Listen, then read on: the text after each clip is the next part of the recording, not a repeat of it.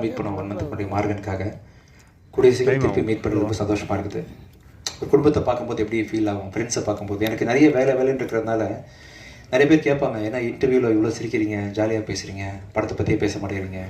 ஏன்னா 24/7 வேலையாக இருக்கிறதுனால என்னோடய ரிலாக்ஸேஷனே உங்களை பார்க்குறது தான். இன்டர்வியூவில் நிறைய பேர் நீங்கள் ரீசெண்டாக கவனிச்சிருக்கலாம், ரொம்ப அதிகமாக சிரிக்கிறேன், காமெடி பண்ணுறேன். படத்தை தானாக பேசிக்கும், படம் எப்படி இருக்கணும் அதை பற்றி நம்ம பேசி பண்ணுறதை விட யாராவது ஒருத்தர் அன்பாக பழகணும் பேசணுன்ற மாதிரி என் மண்ணை மாறிடுச்சு. உங்களை பார்க்கும்போது உண்மையிலேயே உள்ளேருந்து என் ஃபேமிலி உட்காந்துருக்குது, என்னை தூக்கிட்டு போய் மக்கள் முன்னாடி சேர்க்க போகுது, எல்லோரும் எனக்கு நல்லது மட்டும் தான் நினைப்பாங்க, அவங்கக்கிட்ட பேசுகிறேன் அப்படின்ற மாதிரி நான் உங்களெல்லாம் பார்த்து உண்மையிலே சந்தோஷமாயிடுறேன், ஜாலியாக இருக்கேன். பயப்படலாம் இல்லை, என்ன தம்பிலாம் ஏதாவது ஒன்று கேட்பாரு, சந்தோஷமாக எதிர்கொண்டு அதுக்கு பதில் சொல்கிறேன். ரொம்ப பாசிட்டிவான வைப்பை நீங்கள் கொடுக்குறீங்க. அப்படி என்ன நான் அப்படி உணர்றேன்னு சொன்னால் அதுக்கேற்ற மாதிரி நீங்கள் நிறைய எனக்கு பண்ணியிருக்கீங்கன்றது தான் உண்மை ஆக்சுவலாக. ஸோ இன்றைக்கி வரைக்கும் நான் இன்னொன்று தடவை சொல்கிறேன், நான் ஒரு மிக சாதாரண ஒரு ஆக்டர் தான். சூப்பர் மேனில் உனக்கு பயங்கர டேலண்டட் ஆக்டர்ஸ் நானே கண்ணால் பார்த்துருக்கேன். பட் எனக்கு நீங்கள் ஏதோ ஒரு காரணத்துக்காக ஒரு பெரிய அங்கீகாரம் கொடுத்து தூக்கி வச்சுருக்கிறீங்க.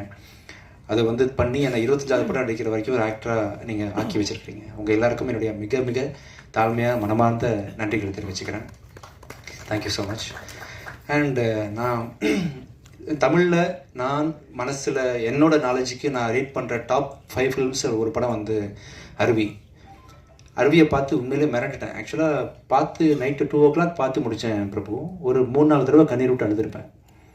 அந்த திருநங்கைகள் பற்றி நீங்கள் அப்ரோச் பண்ண விதம், வாழ்க்கையை பற்றி அது ஒரு புதிய பரிணாமத்தை எனக்கு கொடுத்துச்சு அருவின்ற படம். படத்தை தாண்டி உங்கள் கருத்து இருக்கு இல்லையா, எண்ணற்ற எண்ண கலவைகளில் உள்ள அவர் மனம் சிந்திச்சுக்கிட்டே இருக்குது பல டைமென்ஷனில். ஷெல்லி சொன்ன மாதிரி அருண் பிரபு வீட்டில் அவ்வளோ பேப்பர், பொலிட்டிக்கலை பற்றி அவ்வளோ நாலேஜ், மனிதத்தை பற்றி நிறைய கருத்துக்கள் இருக்கிறதுனால அவர் எக்ஸ்பிரஷன்ஸ் ரொம்ப குறைச்சிக்கிட்டாரு.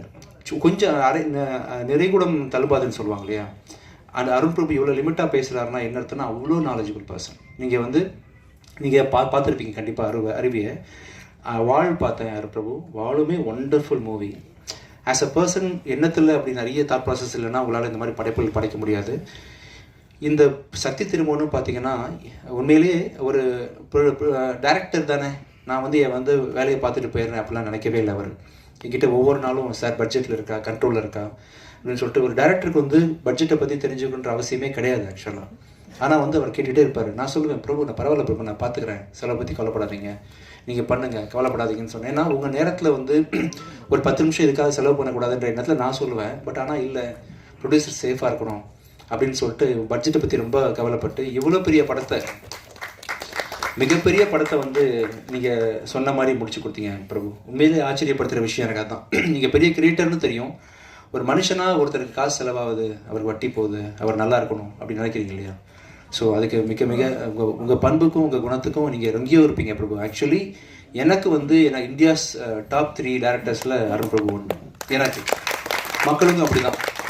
எந்த லாங்குவேஜ்லேருந்து அவங்க அருவியை பார்த்தாலும், எந்த லாங்குவேஜ்லேருந்து அவங்க வாழ் பார்த்தாலும் கண்டிப்பாக அவங்கள பற்றி ஒரு பெரிய புதிய பார்வை தான் அவங்களுக்கு உண்டாகும். ஸோ எனக்கு உங்கள் படத்தை தெலுங்குலேயும் ரிலீஸ் பண்ணுறது ரொம்ப சந்தோஷம். அருண் பிரபு உங்களுக்கு என்னைக்கு வந்தாலும் சரி, நம்ம ப்ரொடக்ஷன் கம்பெனியை பொறுத்த வரைக்கும் எனி டே எனி டைம் நீங்கள் ஆல்வேஸ் வெல்கம். ஆனால் நீங்கள் நல்லா இருக்கணும், பெரிய பெரிய ஹிந்தி டைரக்டர் ஆக்டர்ஸு பெரிய ஸ்டார்ஸோட படம் பண்ணணும். பட் எனி டைம் உங்களுக்கு நான் தேவைப்பட்டனாலும் நான் கண்டிப்பாக இருப்பேன் பிரபு. ஸோ ஒரு புருஷனை பற்றி ஒருத்தங்க பெருமையாக பேசுகிறாங்கன்னா கண்டிப்பாக அதுக்கு பின்னாடி மனைவி இருப்பாங்க. அதே மாதிரி மனைவியை பற்றி ஒருத்தங்க பெருமையாக பேசுகிறாங்கன்னா அதுக்கு புருஷன் இருக்கான்ற மாதிரி ஷெல்லி புருஷனா பொண்டாட்டியா என்ன சொல்லலாம், பொண்டாட்டி வச்சுக்கலாமா? ஷெல்லி தான் அருண் பிரபுவோட ஒய்ஃபு. அதனால் எவ்வளோ பெரிய அவுட்புட்டை நீங்கள் தொடர்ந்து அதாவது இப்போ ஓகே. ஆனால் அருவி படம் போதெல்லாம் உங்களுக்கு எவ்வளோ லிமிடேஷன் இருந்திருக்கு, பட்ஜெட் கன்ஸ்ட்ரெயின்றது இருக்கும், அப்படிலாம் தெரியவே இல்லை. எவ்வளோ பிரம்மாண்டமான படைப்பு அது ஒரு டேரக்டர் யோசிக்கிறாரு, அதை பண்ணணும்னு நினைக்கிறாரு. சக்தி திருமணம் படத்தெல்லாம் நீங்கள் இல்லாமல், உங்களோட சப்போர்ட் இல்லாமல் கண்டிப்பாக அருண் பிரபுவால் இவ்வளோ அழகாக லேசாக பண்ணியிருக்க முடியாது. அண்ட் நீங்கள் 2 பேரும் சேர்ந்து இன்னும் இந்தியாவே மிரட்டலாம் பிரபு. ஆக்சுவலாக உங்கள் அடுத்த படம் அப்படி தான் இருக்கணும். நீங்கள் ஃபிக்ஸ் பண்ணக்கூடிய ஹீரோ, நீங்கள் 2 பேரும் சேர்ந்து பண்ணுற ப்ரொடக்ஷன் கம்பெனி, அதோட ரீச் எல்லாமே இந்தியா லெவலில். இப்போ இவங்க வந்தாங்க இல்லையா, இந்த அர்ஜுன் ரெட்டி, அந்த திடீர்னு ஹிந்தி பண்ண மாதிரி இன்னொரு பெரிய லெவலில் பேன் இண்டியா ஃபிலிம் நீங்கள் பண்ணணும்.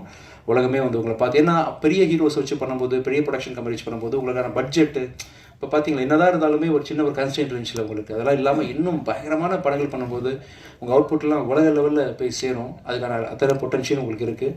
அதுக்கு சப்போர்ட் ஷெல்லி இருக்கார், உங்கள் டீம் ரேமண்ட் இருக்காங்க, எல்லோரும் இருக்காங்க. கண்டிப்பாக நெக்ஸ்ட் படத்தை வந்து நான் அருப்பப்பட்ட இன்னும் பெருசாக எதிர்பார்க்குறேன். இதுவே வந்து ரொம்ப அருமையான படம். சத்ய திருமகன் பயங்கர கருத்துக்களோடு பண்ணியிருக்கீங்க. பெரிய ஹைட்ஸ்க்கு இந்த படம் உங்களுக்கு கொண்டு போகும் நம்புகிறேன் Prabu. All the best. Thank you Shelly, உங்களுக்கும் மிக நன்றிகள். ஷெல்லி என் படத்தோட அடுத்த படத்துக்கு இவர் தான் கேமரா பண்ணுறாரு.